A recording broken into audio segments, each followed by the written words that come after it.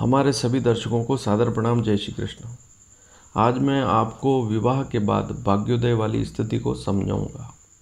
आखिर ऐसी कौन सी स्थिति होती है कि विवाह के बाद भाग्योदय होता है, लाभ की भी वृद्धि होती है। ऐसे आपने बहुत से लोग देखे होंगे जो विवाह से पहले बहुत सामान्य सा काम करते थे, लेकिन विवाह के बाद उनकी आर्थिक स्थिति काफ़ी अच्छी हो गई। अनेक प्रकार के लाभ उनको जीवन में मिलने शुरू हो गए, चाहे लड़का हो चाहे लड़की हो। इस प्रकार के योग समझने के लिए आज आपको इस वीडियो को पूरा देखना होगा, तभी आप इस विषय को सीख पाएंगे और आपके सामने एक अच्छी जानकारी आ जाएगी। तो सबसे पहले तो आप इस कुंडली को देखें। यहाँ पर एक कुंडली है। इस कुंडली में सभी भावों के नाम लिखे हुए हैं, जैसे प्रथम भाव, द्वितीय भाव, तृतीय भाव। तो ये सारे फिक्स भाव हैं। आपको अपनी लग्न कुंडली देखनी है, अन्य कोई भी कुंडली नहीं देखनी है। सारे भाव फिक्स हैं। सप्तम भाव को सप्तम भाव ही कहेंगे, नवम भाव को नवम भाव ही कहेंगे। इस बात को समझ लें। अब आप दूसरे इस चार्ट को देखिए। यहाँ पर सभी राशियों के अंक लिखे हुए हैं, उसके आगे राशियाँ लिखी हुई है, हिंदी में उनके नाम लिखे हुए हैं और सबसे आगे उनके स्वामी लिखे हुए हैं। जैसे मेष का स्वामी है मंगल, इसी प्रकार वृषभ का स्वामी है शुक्र, मिथुन का स्वामी है बुध। तो इस प्रकार से राशियों के स्वामी आप समझ लेवें। अब आप नेक्स्ट चार्ट देखें। यहाँ पर एक चार्ट आपको और दिखाई देगा। इस चार्ट में मैंने लिखा है कि लग्न जो है आप स्वयं हैं, चाहे लड़का हो चाहे लड़की। लग्न जो होता है व्यक्ति स्वयं होता है, स्वयं का विचार लग्न से करते हैं। सप्तम भाव से पति या पत्नी का विचार करते हैं। चौथे भाव से माँ या ससुर का विचार करते हैं। दशम भाव से सास या पिता का विचार करते हैं। इसी प्रकार नवम भाव से व्यक्ति जो स्वयं व्यक्ति है, जिसकी कुंडली ही है, तो उसका भाग्य नवम भाव से देखते हैं।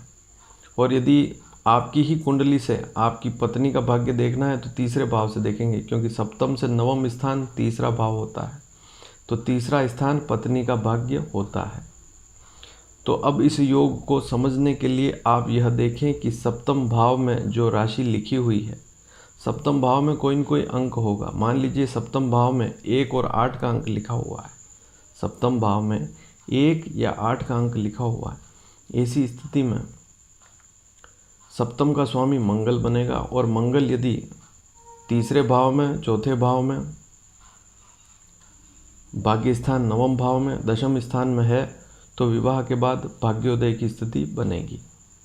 यदि सप्तम भाव में 2 और 7 का अंक लिखा हुआ है, ऐसी स्थिति में शुक्र सप्तम का स्वामी बनेगा और शुक्र यदि तीसरे भाव में, चौथे भाव में, नवे भाव अर्थात नवम भाव और दशम भाव में बैठा हुआ कहीं पर भी है, इन चारों भावों में, तब भी भाग्योदय की स्थिति विवाह के बाद बनेगी। यदि सप्तम भाव में 3 और 6 का अंक लिखा हुआ है तो बुध सप्तम का स्वामी बनेगा, चाहे 3 अंक लिखा हो चाहे 6 का अंक लिखा हो। ऐसी स्थिति में बुध सप्तम का स्वामी होकर यदि तीसरे भाव में या चौथे में या नवे भाव में, नवम भाव में या दशम भाव में बैठा है, ऐसी स्थिति में भी विवाह बाद भाग्योदय की स्थिति बनती है।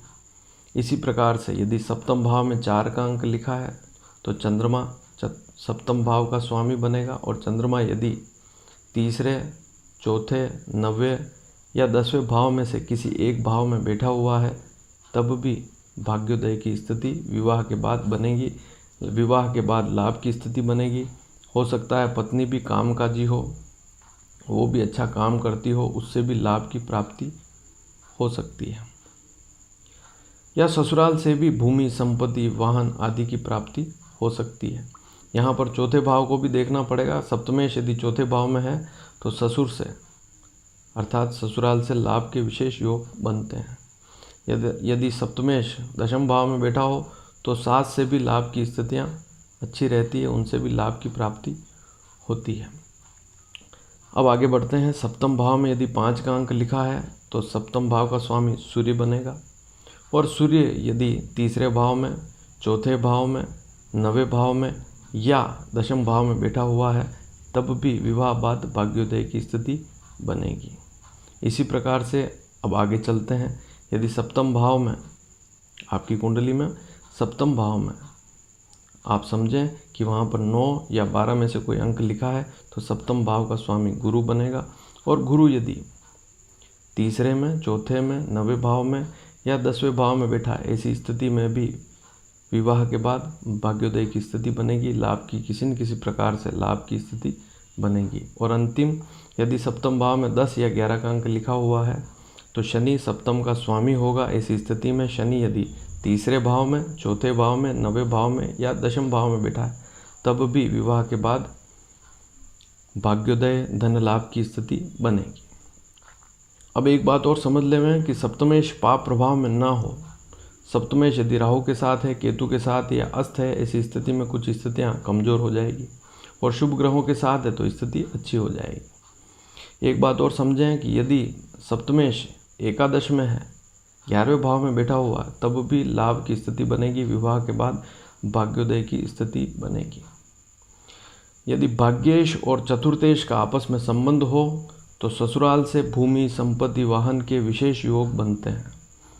आपकी कुंडली, चाहे आप लड़का है, आप लड़के हो, चाहे लड़की, आपकी कुंडली में सप्तम भाव तो है ही, लेकिन 9वें भाव का स्वामी यदि चौथे भाव में बैठ जाए और चौथे भाव का स्वामी यदि 9वें भाव में बैठ जाए, ऐसी स्थिति में भी ससुराल से किसी न किसी प्रकार से भौतिक संपदाओं की प्राप्ति होती है।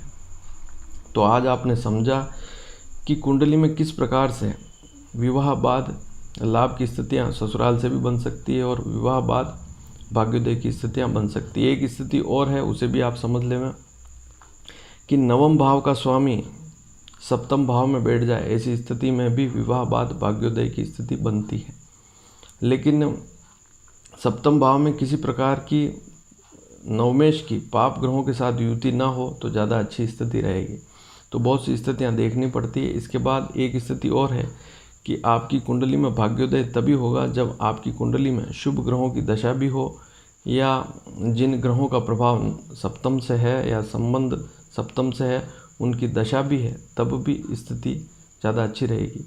त्रिकोण के स्वामियों की भी अगर दशा है, लग्न, पंचम और 9वें भाव के स्वामियों की भी अगर दशा है तो स्थिति और अच्छी रहेगी, विवाह के बाद लाभ की स्थिति बढ़ेगी।